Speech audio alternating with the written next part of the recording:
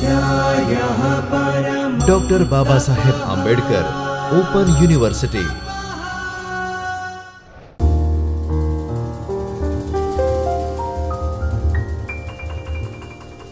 नमस्कार मित्रों, आज आपणे बीएड ओडीएल अभ्यासक्रम में शिक्षक प्रशिक्षण पेपरना जेनो कोर्स नंबर है ES 103 અને એના બ્લોક 1ના એકમ 1 વિશે આપણે ચર્ચા કરીશું। આપણે સૌ જાણીએ છીએ કે આપણે બીએડનો અભ્યાસક્રમ doctor Baba Saheb Ambedkar open university દ્વારા ચલાવવામાં આવે છે તે in service teachers training program છે। અને in service teachers training program એટલા માટે છે કે આપણો પ્રશિક્ષણાર્થી એ કોઈને કોઈ શાળામાં પૂર્ણકાલીન શિક્ષક તરીકે સેવા બજાવે છે। મિત્રો, શિક્ષકોનું શિક્ષણ એ ખૂબ અગત્યનો ભાગ ભજવે છે અને જેને આપણે શિક્ષક પ્રશિક્ષણ એવું કહીશું। શિક્ષક એ પોતે શિક્ષણ આપવાની પ્રક્રિયામાં સામેલ છે, પરંતુ શિક્ષણ આપવાની પ્રક્રિયામાં આવતા પહેલાં તે પોતાની વ્યાવસાયિક સજ્જતા શિક્ષક તરીકેની પ્રાપ્ત કરે છે, કેટલાક ગુણોનું સિંચન કરે છે, કેટલાક કૌશલ્યો કેળવે છે અને આ એક વૈજ્ઞાનિક પદ્ધતિથી ચલાવવામાં આવતો અભ્યાસક્રમ છે જેને આપણે ટીચર્સ ટ્રેનિંગ અથવા તો શિક્ષક પ્રશિક્ષણ એવા નામથી આપણે ઓળખીએ છીએ। શિક્ષક પ્રશિક્ષણમાં આ એકમમાં આપણે એકમનો પરિચય મેળવીશું, શિક્ષક અને શિક્ષણનું મહત્ત્વ આપણે સમજી શકીશું, શિક્ષણ અને શિક્ષક પ્રશિક્ષણ વિશે સમજ મેળવીશું, શિક્ષક શિક્ષણની જરૂરિયાત શું છે તે જાણી શકીશું, શિક્ષક શિક્ષણના ઉદ્દેશો અને શિક્ષક શિક્ષણના હેતુઓ વિશે આપણે આ એકમની અંદર બ્લોક 1ના એકમ 1માં આપણે આટલી વાત કરીશું। આપણે સૌ જાણીએ છીએ કે શિક્ષણ એ માનવના સર્વાંગીણ વિકાસની પ્રક્રિયા છે। અહીંયા પ્રક્રિયા શબ્દ છે, કેવી છે? માનવના સર્વાંગીણ વિકાસની પ્રક્રિયા। માણસનું સર્વાંગીણ વિકાસની જે પ્રક્રિયા જે છે જેને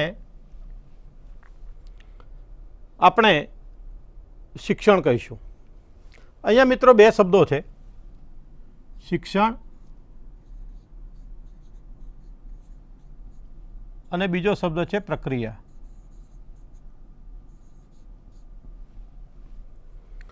શિક્ષણ એ એવી પ્રક્રિયા જે છે, આપણે આગળ જોઈશું કે ઘણા બધા શબ્દો એમાં ઉમેરાતા જશે। એક ધ્રુવી પ્રક્રિયા છે, દ્વિધ્રુવી પ્રક્રિયા છે, ત્રિધ્રુવી પ્રક્રિયા છે, એ એના આગળના એકમની વાત કરીશું ત્યારે આપણે સમજીશું। પણ આ પ્રક્રિયા એટલે શું? આ પ્રક્રિયામાં પ્રપૂર્વક જે છે તે ખૂબ મહત્ત્વનો છે। ક્રિયા વિશે તો આપણે સમજી શકીએ કે ભાઈ શિક્ષણ એક ક્રિયા છે, પણ ક્રિયા નથી, અહીંયા પ્રક્રિયા છે। પ્રક્રિયાને આપણે અંગ્રેજીમાં કહીએ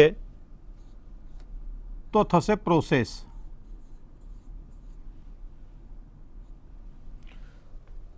પ્રોસેસ એટલે શું? પ્રોસેસ, કોઈ પણ પ્રકારની પ્રોસેસ હોય એમાં ત્રણેક બાબતો મહત્ત્વની હોય। એની આગતો, જેને આપણે ઇનપુટ્સ,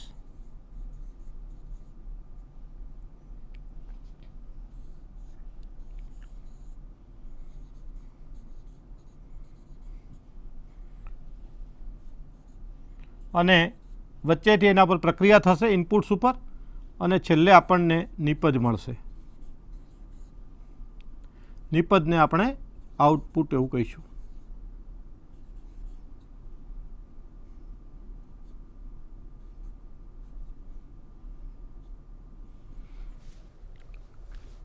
આઉટપુટ અને ઇનપુટ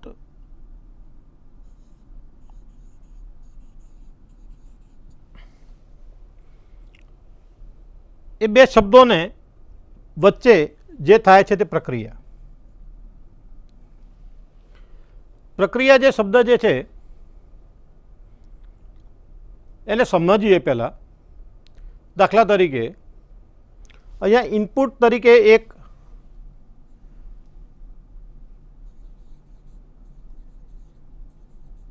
અબૂદ બાળક દાખલ થાય છે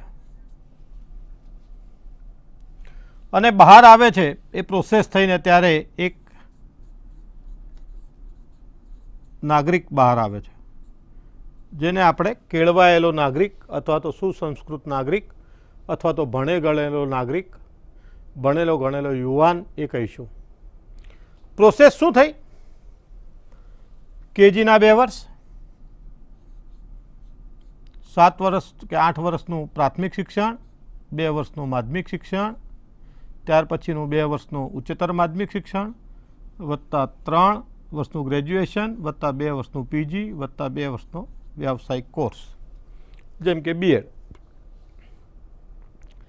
આટલી બધા અભ્યાસક્રમોમાંથી પસાર થાય એટલે પછી આપણને આઉટપુટ તરીકે આ બાબત મળે. અને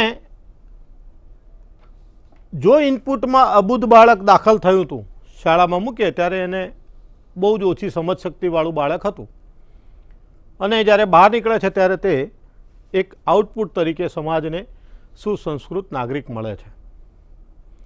આ નાગરિક કેવો મળે છે? શિક્ષિત,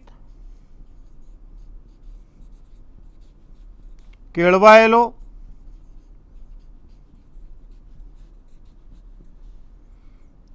આવો નાગરિક મળે છે.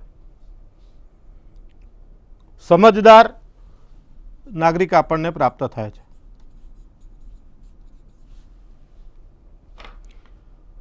આ સમજદાર નાગરિક, કેળવાયેલો નાગરિક, શિક્ષિત નાગરિક એ આપણી અપેક્ષા અનુસારનો હોય છે. આપણે જે હેતુને ધ્યાનમાં રાખીને આ પ્રક્રિયા કરી હશે એવું આ નિપજ અથવા તો આઉટપુટ આપણને મળે છે. અહીંયા દાખલ થનાર ઇનપુટ્સ બધા સરખા છે, પ્રક્રિયામાંથી પસાર થાય છે, આઉટપુટમાં નિપજ તરીકે આપણને મળે છે. તે પ્રકારે જુદા જુદા પ્રકારના નાગરિકો આપણને પ્રાપ્ત થાય છે.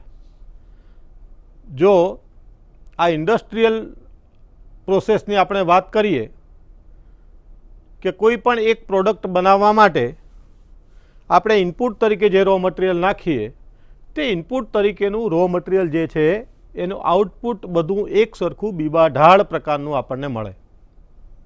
શિક્ષણમાં આવું થતું નથી. શિક્ષણમાં આ બધું જ જે મળે છે, શિક્ષિત, કેળવાયેલો, સમજદાર, નાગરિકત્વના ગુણો ધરાવતો નાગરિક, આ નાગરિક જે પ્રાપ્ત થાય છે તે જુદી જુદી કક્ષાનો નાગરિક આપણને પ્રાપ્ત થાય છે. સદગુણોથી ભરેલો, દુર્ગુણોથી ભરેલો પણ નાગરિક પ્રાપ્ત થાય છે. તો એનો મતલબ એ થયો કે જો ઇન્ડસ્ટ્રીમાં જે ઇનપુટ્સ નાખીએ છીએ અને બધા જ બીપાઢાળ, બધા જ નમૂના સેમ્પલ પ્રમાણેના, જે પ્રમાણેનું આયોજન કર્યું હોય, જે પ્રમાણેનું પ્રોગ્રામિંગ કર્યું હોય એ પ્રમાણેનું નિપજ આપણને મળે. અહીંયા એવું થતું નથી. એનો અર્થ એ થયો કે જે પ્રોસેસ આપણી જે છે, પ્રક્રિયા જે છે આપણી, એ પ્રક્રિયા જે છે એ કાં તો ખામીવાળી છે અથવા તો એ પ્રક્રિયામાં કંઈક મુશ્કેલી છે, જેના લીધે આપણને જુદા જુદી કક્ષાના નાગરિકો પ્રાપ્ત થાય છે. એટલે કે અબૂદ બાળક જે ઇનપુટમાં દાખલ થાય, ઇનપુટ તરીકે દાખલ થાય, એને જે પણ પ્રકારની માવજત મળે અને પછી જે બહાર આવે તે માવજત ઉપર આધારિત છે. ભિન્ન શું કામ છે? આઉટપુટની ભિન્નતા એટલા માટે છે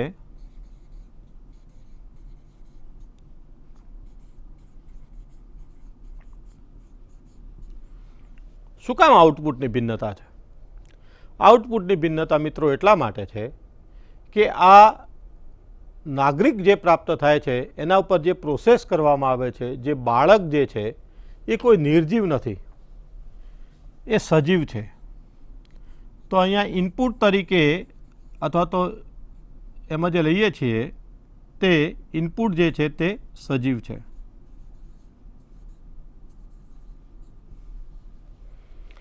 એ પોતે પોતાના કોઈને કોઈ સંસ્કારો લઈને આવે છે.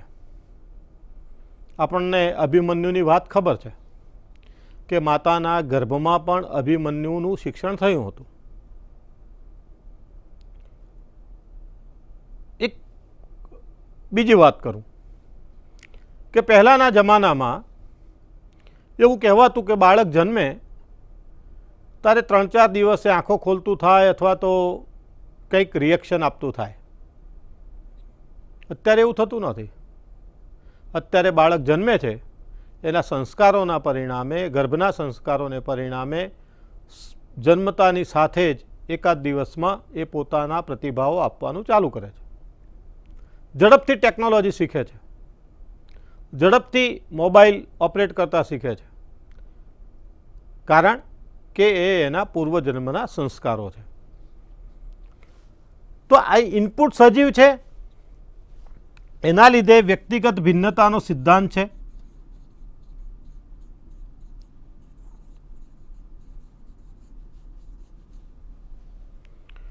આપણે શિક્ષણની પ્રક્રિયામાં એક વાત ચૂકી ગયા. અહીંયા પેલું ફેક્ટરી જેવું નથી. અહીંયા ફેક્ટરીના જે ઇનપુટ જે છે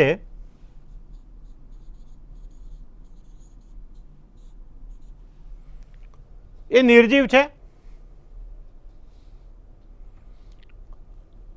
અમુક વસ્તુમાંથી જ અમુક વસ્તુ બને એ નિશ્ચિત છે. અમુક વસ્તુના મિશ્રણથી અમુક પ્રકારની પ્રક્રિયામાંથી પસાર કરીએ પછી આ ઇનપુટમાંથી યોગ્ય આઉટપુટ આપણને મળે. જો મિશ્રણની ખામી હોય, જો સંયોજનની ખામી હોય, જો યોગ્ય પ્રકારે ના થાય તો આપણને આઉટપુટ પણ એમાં પણ ગુણવત્તાયુક્ત આઉટપુટ મળતો નથી. પણ અહીંયા એ પ્રોસેસ, નિર્જીવ વસ્તુ માટે પ્રોસેસની જે છે એ બધા મશીન્સ કોમન છે. જે વેસલ્સમાંથી, જે વાસણોમાંથી, જે પાત્રોમાંથી એને પસાર કરવામાં આવે છે ઇનપુટને ફેક્ટરીની અંદર, એ સમાન છે. સમાન તાપમાનના આધારે નક્કી થતી વસ્તુઓ છે. અહીંયા એવું નથી. અહીંયા વ્યક્તિગત ભિન્નતાનો સિદ્ધાંત એટલે શું કે દરેક બાળક ભિન્ન છે, પ્રત્યેક બાળક અભિન્ન છે, યુનિક છે, અજોડ છે, બેજોડ છે. આપણે પ્રાર્થનામાં પણ કહીએ છીએ, ઓમ સર્વધર્મની પ્રાર્થના છે, ઓમ તત્સ શ્રી નારાયણ તું પુરુષોત્તમ ગુરુ તું. એમાં કહે છે અદ્વિતીય તું અકાલ નિર્ભય આત્મલિંગ શિવ તું. તો આ અદ્વિતીય એટલે શું? એ વ્યક્તિગત ભિન્નતા છે.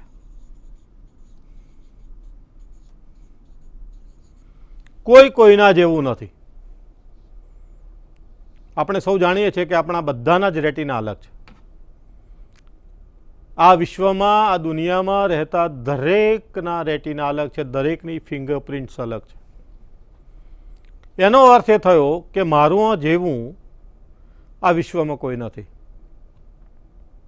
એટલા માટે તો આપણે સિક્યુરિટીમાં, આધાર કાર્ડ કે વગેરેમાં, પાસપોર્ટ વગેરેમાં આપણી ફિંગરપ્રિન્ટ અને આંખના રેટિના લેવામાં આવે છે. કારણ કે આપણા જેવા બીજા અન્ય વ્યક્તિનું સર્જન કુદરતે કર્યું નથી. જો અન્ય વ્યક્તિનું સર્જન નથી થયું એનો અર્થ એ થયો કે હવે પછી જન્મશે એનું પણ નહીં થાય, અને જે પહેલાં જન્મી ચૂક્યા અથવા તો જે મૃત્યુને વર્યા, જે મૃત્યુ પામ્યા, એ લોકો પણ આપણા જેવા નહોતા, સરખા નહોતા, સમાન નહોતા. જો કુદરતે, જો નિયંતાએ, જો કુદરતે આવો વ્યક્તિગત ભિન્નતાનો સિદ્ધાંત આપ્યો હોય, અદ્વિતીય આપણને બનાવ્યા હોય, તો પછી પ્રક્રિયા સમાન શા માટે?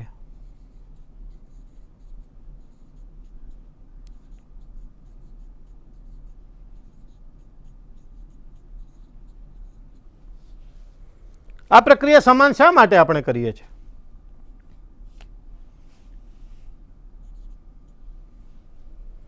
શું કામ આ પ્રક્રિયાને આપણે સમાન રાખીએ છીએ? બાળકની ભિન્નતાને ઓળખીને એવી માવજત આપવી જોઈએ, એવી પ્રોસેસમાંથી પસાર કરવો જોઈએ કે આપણી અપેક્ષા મુજબનો, આપણા શિક્ષણના ધ્યેયો મુજબનો, આપણા વર્ગ શિક્ષણના હેતુઓ મુજબનો એનામાં અપેક્ષિત વર્તન પરિવર્તન થાય. આપણે જેવો જોઈએ છે તેવો બાળક, ઈચ્છિત બાળક, નાગરિક બનીને બહાર આવે. પરંતુ બધાના માટે આ સમાન પ્રક્રિયા જે છે, જેના લીધે આઉટપુટ તરીકે આપણને યોગ્ય વ્યક્તિઓ મળતા નથી, અથવા તો ભિન્ન ભિન્ન સમાન પ્રક્રિયા આપવા છતાં એ જ શિક્ષકના બે વિદ્યાર્થીઓ હોય છતાં પણ સમજો કે એના નાગરિકત્વના ગુણો જે છે એ ઊંચા અથવા તો નીચા હોઈ શકે. સદગુણો અને દુર્ગુણો બંને પણ હોઈ શકે. આ સાહજિક છે.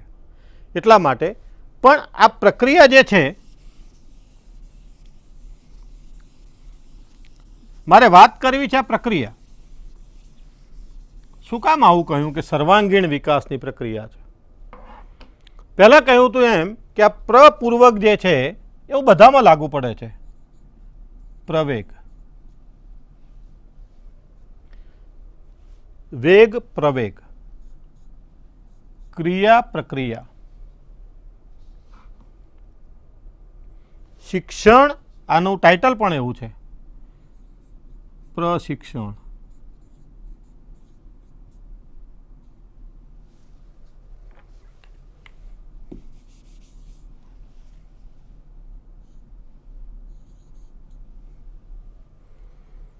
શિક્ષણ, પ્રશિક્ષણ. તો આગળનો આ પ્રપૂર્વક છે એ શું બતાવે છે?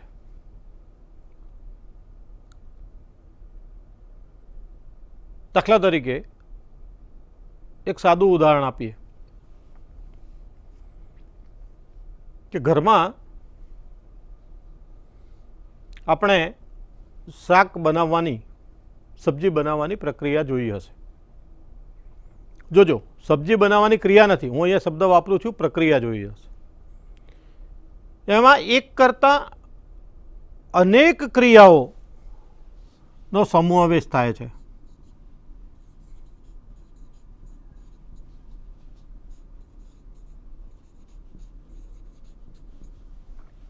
અનેક ક્રિયાઓનો સમાવેશ થાય છે. આ અનેક ક્રિયાઓ કઈ કઈ છે? શાકની પસંદગી કરવી, શાક લેવા જવું, શાકની પસંદગી કરવી, ત્યાંથી લઈને તેને ધોવું, સાફ કરવું, સમારવું, ત્યાર પછી એને બનાવવા માટેનું વાસણ પ્રાપ્ત કરવું, વાસણ પ્રાપ્ત કરીને એને અગ્નિ પેટાવવો. આ બધી ક્રિયાઓ છે. અગ્નિ પેટાવ્યા પછી એના ઉપર એ વાસણ, ચૂલા ઉપર વાસણ મૂકવું, એમાં યોગ્ય માત્રામાં તેલ રેડવું, એના માટે વઘાર માટેની વ્યવસ્થાઓ, જે કંઈ જેનાથી પણ વઘાર કરવાના હોય તે સામાન જરૂરિયાત મુજબને એમાં નાખવો. તેલ ઉકળે પછી એને અંદર એ સુધારેલું અથવા તો સમારેલું શાક છે તે નાખવું, કાચું શાક. ત્યાર પછી યોગ્ય માત્રામાં પાણી ઉમેરવું, ચડવવું, ઉતારવું અને પીરસવું. આટલી નાની નાની ક્રિયાઓ એક સાથે થાય ત્યારે હું કહું છું કે એક સાથે જોડાયેલી છે. તો અનેક ક્રિયાઓ જોડાયેલી છે અને આ અનેક ક્રિયાઓ જોડાયા પછી આપણે એવું કહીએ છીએ કે શાક બનાવવાની પ્રક્રિયા છે. તો એનો અર્થ થયો કે નાની નાની ક્રિયાઓ છે. આ બધી જ જે શાક બનાવવાની આપણે ક્રિયાઓ જોઈ, એ ક્રિયાઓમાં બધી એકબીજા ઉપર આધારિત છે.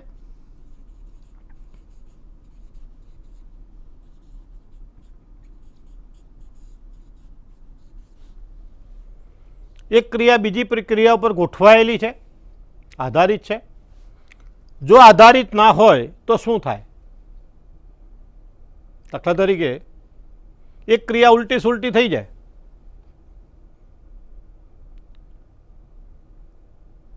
તો શું પરિણામો આવે?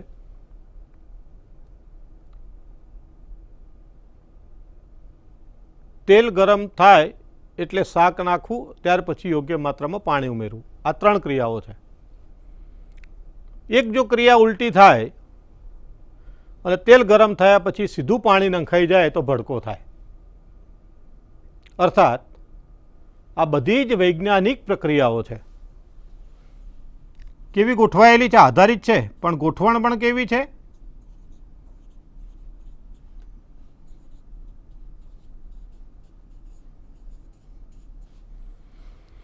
વૈજ્ઞાનિકપણે એકબીજા ઉપર ગોઠવાયેલી છે.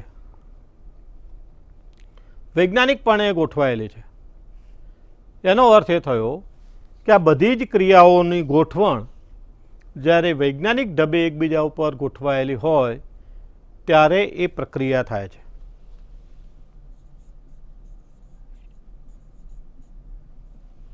એવું જ મિત્રો પ્રશિક્ષણનું છે કે શિક્ષણના તમામ તબક્કાઓ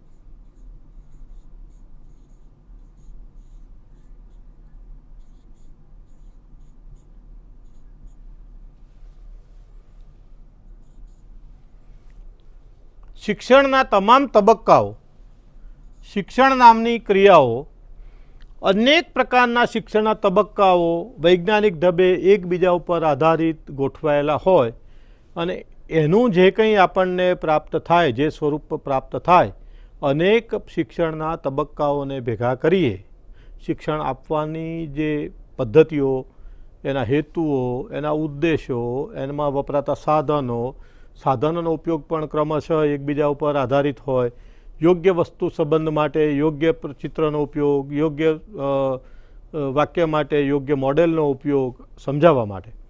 તો આ બધું જ ભેગું થાય, એ સમુચ્ચય જે પેદા થાય એને આપણે પ્રશિક્ષણ એવું કહીશું. એટલે જે આગળ પૂર્વક આપણે વાપરીએ છીએ, પછી પ્રક્રિયામાં હોય, પ્રવેગમાં હોય, એક કરતાં વધારે વેગવંતી જે ક્રિયાઓ હોય એને આપણે પ્રવેગ પણ કહીશું. પ્રવેગની વૈજ્ઞાનિક વ્યાખ્યા તો જુદી છે, પણ અહીંયા પ્રશિક્ષણનો આપણે વાત કરીએ તો શિક્ષણના તમામ તબક્કાઓ જેને આપણે એકબીજા ઉપર આધારિત એવી રીતે ગોઠવીએ, વૈજ્ઞાનિક ઢબે ગોઠવીએ, જેના લીધે એ કંઈ આપણને પ્રાપ્ત થાય, સામેથી આપણને જે કંઈ નિપજ તરીકે મળે, અથવા તો એ જે કંઈક પ્રોસેસ થાય, એ પ્રોસેસને આપણે પ્રક્રિયા નહીં પણ પ્રશિક્ષણની પ્રોસેસ એવું કહીશું. તો એનું જે મોડેલ જે છે પ્રશિક્ષણનું એ કેવું હોય? દાખલા તરીકે આપણો બીએડનો અભ્યાસક્રમ જે છે તે શિક્ષણનું મોડેલ છે. શિક્ષણની સમજ આપતી બાબત છે.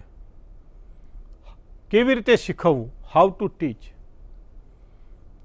કેવી રીતે શીખવવું, અસરકારક કેવી રીતે શીખવવું, એ શીખવાડનારની બાબત છે. શીખવવું કેવી રીતે, એમાં અંદર જે કંઈ કૌશલ્યો પ્રાપ્ત થાય અને કૌશલ્યનો જે સમૂહ બને અને તમારામાં જે અપેક્ષિત પરિવર્તન આવે, શિક્ષક બનવા માટે શિક્ષકત્વ તમારું ઉજાગર થાય, અને આ બધું શીખવવા માટે જે કંઈ તાલીમી અભ્યાસક્રમ છે એને આપણે શિક્ષક પ્રશિક્ષણનો અભ્યાસક્રમ કહીશું. તો પ્રશિક્ષણનું મોડેલ કેવું હોય?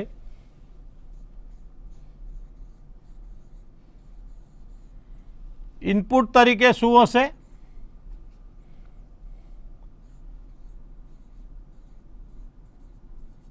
પ્રોસેસ તરીકે શું હશે?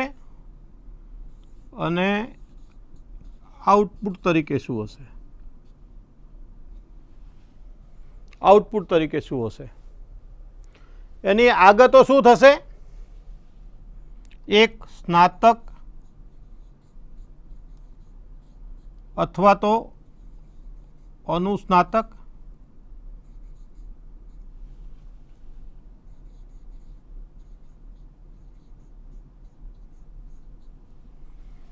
ઉમેદવાર, આપણા નિયમ પ્રમાણે જોઈએ તો 50% ગુણ ધરાવતો, ઓછામાં ઓછા 50% ગુણ ધરાવતો, 2 વર્ષનો શિક્ષકનો અનુભવ ધરાવતો, NCT માન્ય કોઈ પણ અભ્યાસક્રમ કરેલો એવો સ્નાતક અથવા તો અનુસ્નાતક. બહાર શું નીકળશે? Trend teacher.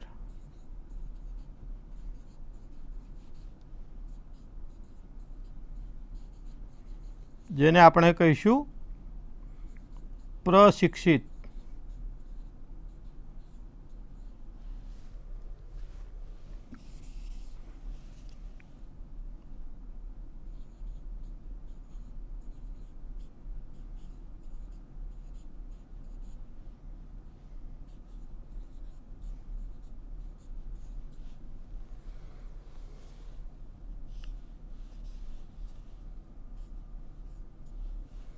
પ્રશિક્ષિત શિક્ષક.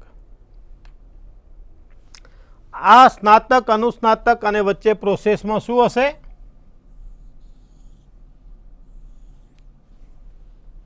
શિક્ષણના હેતુઓ,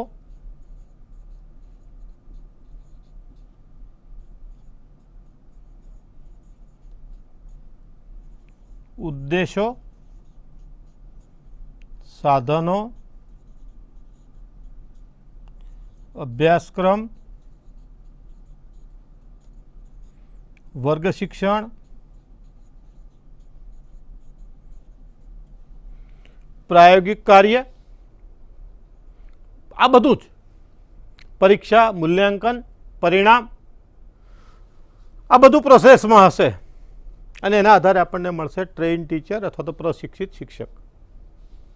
એમાં પણ ફરીથી મેં કહ્યું તેમ કહું છું કે વ્યક્તિગત ભિન્નતાનો સિદ્ધાંત લાગુ થાય છે. આ બધી જ માવજત જો સરખી આપવામાં આવે તો પણ, કારણ કે આપણી શિક્ષણ વ્યવસ્થામાં ક્યાંય વ્યક્તિગત ભિન્નતાને ધ્યાનમાં રાખીને શિક્ષણના હેતુઓ નક્કી કરવામાં આવતા નથી. વર્ગ શિક્ષણના ઉદ્દેશો જે છે એ પણ સમૂહને ધ્યાનમાં રાખીને નક્કી કરવામાં આવે છે અને એના લીધે વ્યક્તિગત ભિન્નતાના સિદ્ધાંત ધ્યાનમાં ન રાખવાને લીધે અથવા તો હેતુઓ અથવા તો એની અધ્યયન ક્ષમતા, એના અનુભવો, એની કેપેસિટીઝ, શારીરિક, માનસિક, હા ને, એને પોતાની સમસ્યાઓ, એને પૂરું પાડવામાં આવતું વાતાવરણ, આ બધું જ જુદા જુદા પ્રકારનું હોવાને લીધે આપણને છેલ્લે જે ટ્રેન્ડ ટીચર પણ મળે છે, પ્રશિક્ષક શિક્ષક પણ મળે છે, તે પણ જુદા જુદા હોય છે, અલગ અલગ પ્રકારના મળે છે. બધા જ ટ્રેન્ડ ટીચર એ આપણને એક સમાન, એક જ પ્રકારની ડિગ્રી બધાની સરખી છે. બીએડ ઓડીએલની ડિગ્રી તમને બધાની મળવાની જ છે, પણ તમારા અંદર થયેલી કેપેસિટીનું જે બિલ્ડિંગ નિર્માણ જે છે, ક્ષમતાઓનું જે નિર્માણ જે છે તે અલગ હશે. અલગ એટલા માટે હશે કારણ કે આપણને પેલો અદ્વિતીયતાનો ખ્યાલ જે છે એ ખ્યાલના લીધે તમારી જેવી સમજશક્તિ છે, તમારી સમસ્યાઓ, તમે જે વર્ગમાંથી આવો છો, તમે જે સમાજમાંથી આવો છો, સમાજ એટલે કુટુંબ, તમે જે કુટુંબમાંથી આવો છો, તમારા વ્યવહારિક પ્રશ્નો છે એ બધાના જુદા જુદા પ્રકારના છે. માનસિક, શારીરિક આયુ બધાની સરખી છે, પણ માનસિક આયુ પણ બધાની જુદા જુદા પ્રકારની છે. આઈક્યુ પણ બધાનો જુદા જુદા પ્રકારનો છે. ઇન્ટેલિજન્ટ કોશન્ટ, જેને બુદ્ધિઆંક કહીશું, હા. સ્કિલ, આવડત પણ બધાની જુદા જુદા પ્રકારની છે. આવડત સુધારી શકાય, સ્કિલ આપવા માટેનું તો આ અભ્યાસક્રમમાં જોગવાઈઓ છે. કૌશલ્યો કેળવવા માટેનો આ આખો પ્રશિક્ષણનો કાર્યક્રમ છે. એ પ્રોસેસનો ભાગ છે, પ્રક્રિયાનો ભાગ છે. છતાં પણ કોઈનામાં કોઈ સ્કિલ વધતા ઓછા અંતે એ નિર્માણ થાય છે. મિત્રો, આ અભ્યાસક્રમ સંરચનાના સિદ્ધાંતો આપણે જોઈશું ત્યારે વાત કરીશું, પણ હંમેશા આપણે આટલું નક્કી રાખીએ કે તમારી સામે બેઠેલો સમાજનું, બધા જ સમાજો, સમાજ એટલે હું અહીંયા કોઈ જ્ઞાતિવાળા સમાજની વાત નથી કરતો, બાળક જે વિશ્વમાંથી આવે છે તે સમાજ, એ એનો સમાજ, જે કુટુંબમાંથી આવે છે તે એનો સમાજ. એટલે એ જેમાંથી આવે છે એ સમાજની વ્યાખ્યા કરવી હોય તો આપણે એવું કહી શકીએ કે તમારો વર્ગખંડ એ એક તમારી આસપાસનો જે સમાજ છે એની લઘુ આવૃત્તિ છે. Your classroom is a miniature of the society, લઘુ આવૃત્તિ છે. એટલે બધાને ધ્યાનમાં રાખીને, વ્યક્તિગત ભિન્નતાના સિદ્ધાંતને ધ્યાનમાં રાખીને વર્ગ શિક્ષણ થવું જોઈએ. કેવી રીતે કરવું, કેવી રીતે કરી શકાય એ વિચારણાનો મુદ્દો છે. જૂથ કાર્ય આપવું, જૂથોમાં વહેંચણી કરવી, જૂથો પણ પાછા કેવી રીતે પાડવા, તો વૈજ્ઞાનિક ઢબે પાડવા, એનો બુદ્ધિઆંક માપીને પાડવા અથવા તો એના અવલોકન દ્વારા પાડવા, પૂર્વગ્રહ વગરના અવલોકન, તટસ્થ ભાવે થયેલા અવલોકનો. આવું બધું જો આપણે કરી શકીએ તો મને લાગે છે કે થોડાક સમાન શિક્ષકો આપણને વર્ગખંડમાં પ્રાપ્ત થાય, અથવા તો જે શિક્ષણની પ્રક્રિયા જે છે તે આપણને ફળીભૂત થાય. ટૂંકમાં કેળવણીની પ્રક્રિયા જે છે એ સહેતુક છે, એ હેતુપૂર્ણ છે. એના હેતુ આપણે પહેલાં નિશ્ચિત કરીએ છીએ, એના પછી કઈ પ્રક્રિયા અમલમાં મૂકવી તેની આપણે વાત કરીએ છીએ. એટલે કે આપણા જો હેતુઓ ખોટા હશે તો આપણું આઉટપુટ અથવા તો નિપજ પણ ખોટી હશે. જો આપણા ઉદ્દેશોમાં થોડુંક અંતર હશે તો પણ એ હશે, તો પણ ભિન્ન આપણને નાગરિક પ્રાપ્ત થશે.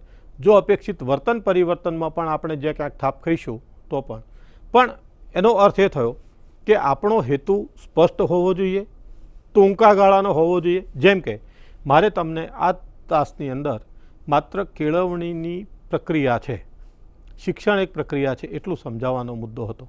તો પ્રક્રિયા સમજાવવાનો મુદ્દો કે કેવી રીતે પ્રક્રિયા આપણે કહીએ છીએ, એની આગતો શું છે, એના ઇનપુટ શું છે, એની નિપજ શું છે, એના આઉટપુટ શું છે, પ્રોસેસ કેવી રીતે નક્કી કરવામાં આવે છે, અને પ્રોસેસના અંતે મળતું આઉટપુટ એ ખામીવાળું શું કામ હોય છે, એની મારે વાત કરવાની હતી. એટલા હેતુ સાથે મારા વર્ગ શિક્ષણનો મેં પ્રારંભ કરેલો. અને એ વર્ગ શિક્ષણના અંતે હું માનું છું કે તમને પ્રોસેસ એટલે શું, પ્રક્રિયા એટલે શું, પ્રશિક્ષણ, શિક્ષક એટલે શું, શિક્ષણ એટલે શું, અને શિક્ષકોનું પ્રશિક્ષણ, શિક્ષકોની તાલીમ અથવા તો પ્રશિક્ષણ એટલે શું. તાલીમ શબ્દ મિત્રો ખૂબ ટૂંકો છે. તાલીમ શબ્દ આપણે ન વાપરીએ, કારણ કે તાલીમ જે છે, we can train animals only. મનુષ્યની વ્યાખ્યામાં પણ એવું કહ્યું છે કે મનુષ્ય એક સામાજિક પ્રાણી છે. સાચી વાત છે, સામાજિક પ્રાણી છે, પણ સામાજિક એ વિશેષણ છે. એટલા માટે એ અન્ય પ્રાણીઓ કરતાં એ જુદો પડે છે. કૂતરો સામાજિક પ્રાણી છે એવું આપણે નથી કહેતા, ભેંસ સામાજિક પ્રાણી છે એવું નથી કહેતા. ભેંસ પ્રાણી છે, ગાય પ્રાણી છે, પણ મનુષ્ય એ સામાજિક પ્રાણી છે. એમ પ્રાણીઓને તાલીમ આપી શકાય, પણ અહીંયા તો સામાજિક પ્રાણી છે એટલા માટે એને પ્રશિક્ષિત કરી શકાય. એટલે આપણે ટીચર ટ્રેનિંગના બદલે ટીચર એજ્યુકેશન, શિક્ષક પ્રશિક્ષણ એવો શબ્દ આપણે અહીંયા વાપરીએ છીએ. મને લાગે છે કે આ તાસના અંતે આપણે શિક્ષક પ્રશિક્ષણમાં શિક્ષણનો અર્થ, પ્રશિક્ષણનો અર્થ, શિક્ષણની વ્યાખ્યાઓ આપણે આગળ જોઈશું, પણ આટલી બાબતો, પ્રશિક્ષણ એટલે શું, એની પ્રક્રિયા એટલે શું, પ્રક્રિયાનો પ્રપૂર્વક કેમ લગાડવામાં આવે છે, એટલે કે બધી જ ક્રિયાઓનો સમૂહ, વૈજ્ઞાનિક ઢબે ગોઠવાયેલી એકબીજા ઉપર આધારિત ક્રિયાઓનો સમૂહ, આવું આજનો મારો ઉપક્રમ હતો. આપે સરસ રીતે મને લાગે છે કે આ વિષયને ગ્રહણ કરશો એવી અપેક્ષા સાથે નમસ્કાર. स्वाध्यायः